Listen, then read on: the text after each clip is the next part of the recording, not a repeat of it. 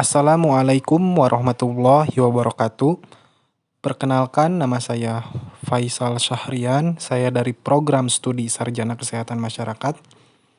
Di sini saya akan membawakan materi tentang penelitian kualitatif yang berjudul Peran Media dan Metode Promosi Kesehatan terhadap Pengetahuan tentang Kesehatan Mata pada Anak Sekolah Dasar Negeri Trikarya Cipanas tahun 2021.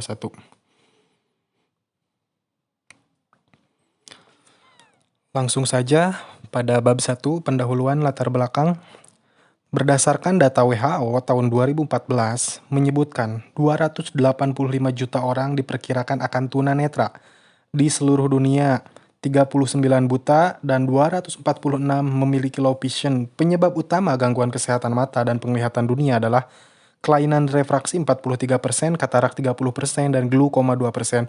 Kelompok umur yang paling berisiko mengalami gangguan penglihatan dan kebutaan kelompok kurang lebih dari di bawah umur 50 tahun dan kurang dari 15 tahun. Diperkirakan 19 juta anak-anak di Indonesia mengalami gangguan penglihatan, 12 juta diantaranya disebabkan oleh kelainan refraksi, dan 1,4 juta anak-anak telah mengalami kebutaan. Menurut Dale, dalam Noto Atmojo tahun 2003, promosi kesehatan pada dasarnya merupakan proses komunikasi dan proses perubahan perilaku melalui pendidikan kesehatan. Kegiatan promosi kesehatan dapat mencapai hasil maksimal apabila metode dan media promosi kesehatan dapat perhatian yang besar, harus disesuaikan dengan sasaran.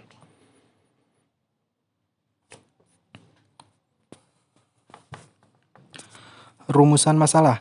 Bagaimana pencegahan gangguan kesehatan mata dan meningkatkan pengetahuan melalui wawancara pada anak sekolah dasar perlu dilakukan sejak dini dan mendapat perhatian secara khusus karena mata adalah organ terpenting dalam kehidupan. Maka dari itu dirumuskan permasalahan dalam penelitian ini, bagaimana promosi kesehatan untuk mencegah gangguan kesehatan mata pada anak sekolah dasar. Tujuan umum untuk mengetahui berbagai metode dan media promosi yang efektif untuk meningkatkan pengetahuan dan mencegah gangguan kesehatan mata, Sekolah Dasar Negeri Trikarya tahun 2021. Tujuan khususnya untuk mengetahui metode promosi kesehatan yang efektif, untuk mengetahui media promosi yang efektif.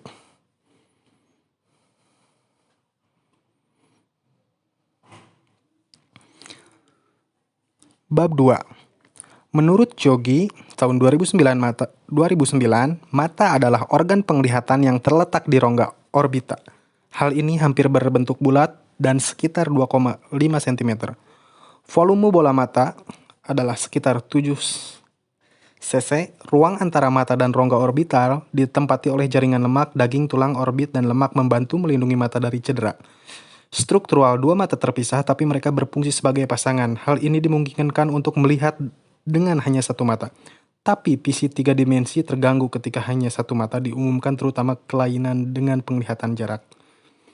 Promosi kesehatan adalah upaya untuk meningkatkan kemampuan masyarakat melalui pembelajaran diri oleh masyarakat agar dapat menolong dirinya sendiri, serta mengembangkan kegiatan yang bersumber masyarakat sesuai sosial budaya setempat dan didukung oleh kebijakan-kebijakan publik yang berwawasan kesehatan.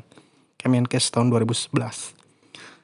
Masalah kesehatan mata ada kelainan refraksi, ada miopia, hipermetrop, astigmat, glaukoma, dan katarak.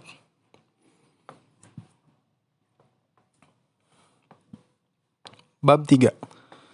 Metode penelitian ini, jenis penelitian ini adalah penelitian kualitatif yang disajikan dalam bentuk gambaran deskriptif fenomenologi.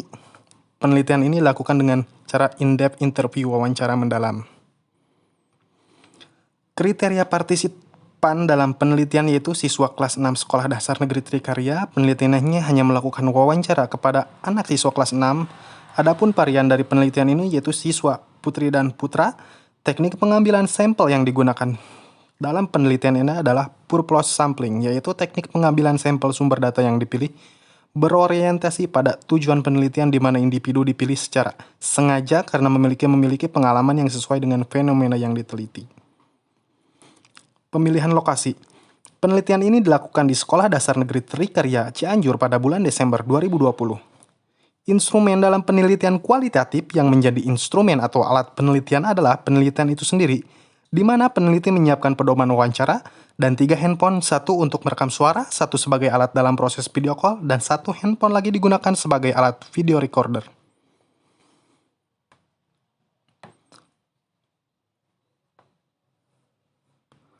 Dalam penelitian ini, teknik pengumpulan data yang peneliti gunakan adalah wawancara mendalam, in-depth interview. Wawancara akan dilakukan melalui aplikasi WhatsApp dengan video call. Saat melakukan video call, tempat yang digunakan adalah ruangan yang jauh dari keramaian berdasarkan waktu yang telah disepakati. Peneliti menghubungi calon informan pertama, menjelaskan tujuan penelitian, manfaat, prosedur, hak-hak informan, peran informan dalam penelitian, serta membina hubungan saling percaya dengan calon informan. Dalam pengumpulan data, peneliti menggunakan alat bantu perekam tipe recorder. Kemudian dilanjutkan dengan pertanyaan yang ada dalam pedoman wawancara yang telah disiapkan sebelum melakukan triagolasi data. Proses wawancara dilakukan dalam waktu 15-20 menit, tiap informan berdasarkan persetujuan informan.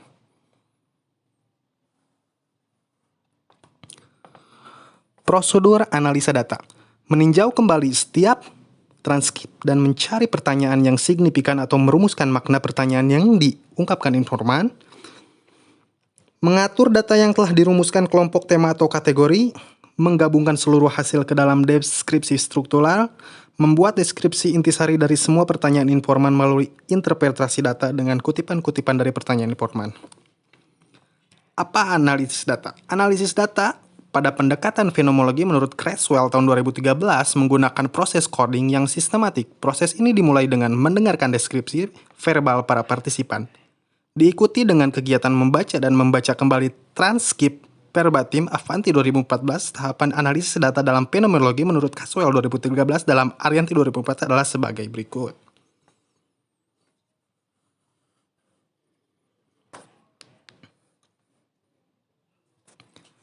Keabsahan penelitian. Penelitian kualitatif dinyatakan absah apabila memiliki unsur-unsur seperti kepercayaan credibility, keteralihan transferability, ketergantungan dependability, dan kepastian comparability menurut Avianti dan Rahmawati tahun 2014. Konsiderasi etik.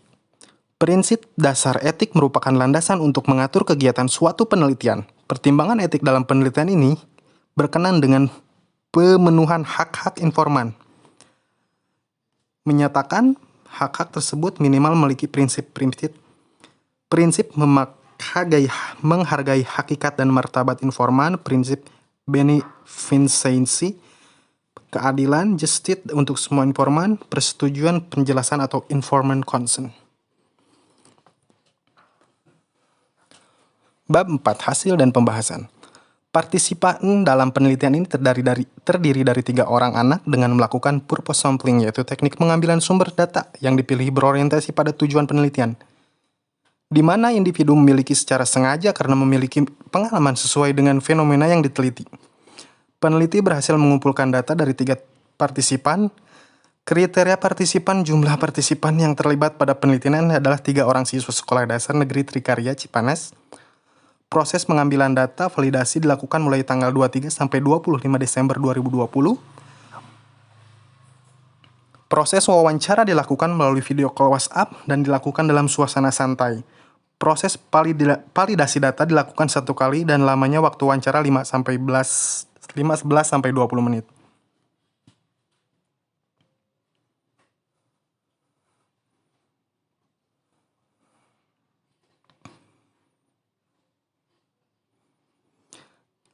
Dapatkan hasil pertama dengan inisial T, siswa kelas 6 SD, pengetahuan tentang kesehatan matanya sedang, dan yang kedua Nyonya L, siswa kelas 6 SD, pengetahuannya juga sedang, yang 3 inisial D, pengetahuan tentang kesehatan matanya juga sedang. Hasil penelitian, pengetahuan dan sikap anak tentang kesehatan mata. Berdasarkan hasil penelitian yang dilakukan, dapat bahwa pada sub tema pertama, kesehatan mata merupakan panca indera yang sangat penting. Dampak yang ditimbulkan akibat gangguan pada penglihatan ini akan menghambat pada kehidupan sehari-hari jika tidak dilakukan secara terus-menerus dan promosi kesehatan. Kesimpulan dan saran. Pengetahuan dan sikap anak tentang kesehatan mata pada penelitian ini menunjukkan bahwa tidak semua anak mengetahui tentang cara menjaga kesehatan mata.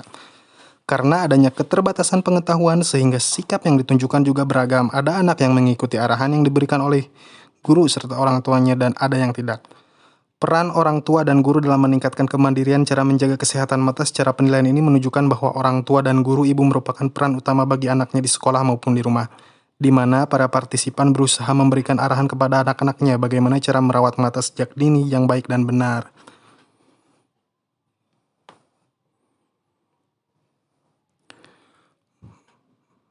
Mungkin cukup sekian dari saya, Faisal Sahrian. Kurang lebihnya mohon dimaafkan. Wabillahi taufiq wal hidayah. Wassalamualaikum warahmatullahi wabarakatuh.